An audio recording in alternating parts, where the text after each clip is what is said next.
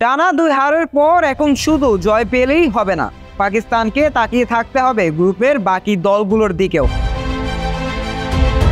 Group এতে পাকিস্তানের সঙ্গী হিসেবে আছে ভারত, যুক্তরাষ্ট্র, কানাডা ও আয়ারল্যান্ড। এই 5 দলের মধ্যে 2 দল যাবে পরের রাউন্ডে।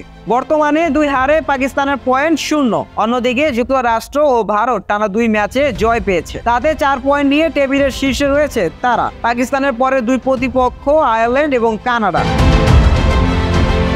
পরের রাউন্ডে যেতে হলে পাকিস্তানকে প্রথমে আয়ারল্যান্ড ও কানাডার সঙ্গে জিততে হবে। শুধু জিতলেই হবে না, বড় ব্যবধানে জিততে হবে। এরপর বাকি হিসেব তাদের নিজেদের নিয়ন্ত্রণে নেই। সেটা নির্ভর করছে ভারত ও যুক্তরাষ্ট্রের উপর। চির প্রতিদ্বন্দ্বীদের সাহায্য করার জন্য ভারতকে জিততে হবে কানাডা ও যুক্তরাষ্ট্রের বিপক্ষে। সবশেষ যুক্তরাষ্ট্র আয়ারল্যান্ড ম্যাচটা জিততে হবে আইরিশদের। এভাবে সবকিছু ঠিকঠাক ঘটলে গ্রুপ চ্যাম্পিয়ন হয়ে সুপার 8-এ যাবে ভারত। বাকি 4 দলের মধ্যে যুক্তরাষ্ট্র ও পাকিস্তানের পয়েন্ট হবে সমান, আর তখনই নেট রানের হিসেবে আসবে। পাকিস্তান যদি নিজেদের 2 ম্যাচে বড় জয় পায়, তাহলেই কেবল নেট রান রেটের সুবিধা নিয়ে সুপার 8-এ যেতে পারবে।